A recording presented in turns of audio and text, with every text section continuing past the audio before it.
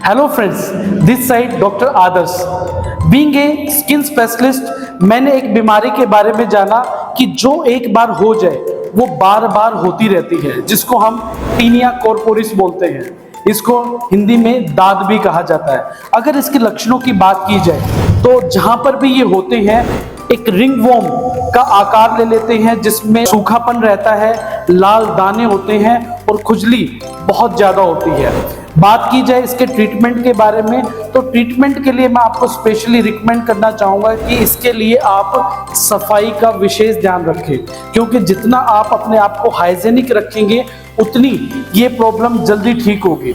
दूसरा, मैं इसके बारे में आपको बताना चाहूँगा कि ये जो प्रॉब्लम रिकरेंट होने का रीज़न यही होता है जब आपको स्वेटिंग होती है, प्लस साथ के साथ वो एरिया अगर गीला है तो वहाँ पर ये प्रॉब्लम ज़्यादा होने के चांसेस रहते हैं। तो मैं आपको सबसे पहले रिकमेंड करना चाहूँगा कि उस एरिया को और अपने पूरे शरीर को सूखा रखें। कुछ होम रेमेडीज मैं आपको बताना चाहूँगा जिनको आप यूटिलाइज करके घर पे ही अपनी इन प्रॉब्लम्स को ठीक कर सकते हैं। जैसे कि नीम की पत्तियां, अगर नीम की पत्तियों को आप पीसकर उस फंगल एरिया पर लगाते हैं तो इस बीमारी से आप राहत पा सकते हैं।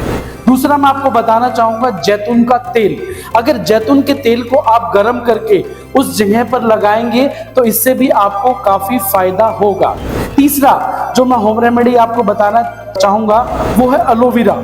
एलोवेरा के अंदर जो एंटीऑक्सीडेंट गुण होता है वो उस बीमारी के फंगल इन्फेक्शन को ठीक करता है।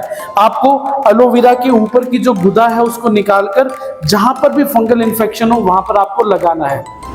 चौथा, मैं आपको बताऊंगा हल्दी। जी हाँ दोस्तों, हल्दी एक एंटीऑक्सीडेंट जो है आयुर्वेदिक एक फार्मूला है, जिसको आपको उसका पेस्ट बनाना है और पेस्ट बना के जो एरिया है फंगल इन्फेक्शन का उस पर लगाना है, उससे भी आपको काफ़ी राहत मिलने वाली है। पांचवा जो मैं आपको होम रेमेडी बताना चाहूँगा जो है नारियल का तेल। जी हाँ दोस्तों, जहाँ पर भी आपको दाद या कोई भी इन्फेक्शन हो वहाँ पर आपको नारियल का तेल रेगुलर इस्तेमाल करना है, जिससे कि उसके एंटीऑक्सीडेंट गुण के कारण वह उस प्रॉब्लम को ठीक कर देगा। फिर भी बहुत सारे लोगों को ये रेगुलर होम रेमेडीज यूज करने के बाद भी प्रॉब्लम रहती है, तो मैं आपको स्पेशली एक ऐसा फार्मूला बताने वाला हूँ जिसको अगर आपने यूटिलाइज कर लिया तो डेफिनेटली आपकी प्रॉब्लम जड़ से खत्म हो सकती है। उसके लिए एक टेस्ट होता है जिसको हम फूड एलर्जन टेस्ट बोलते हैं।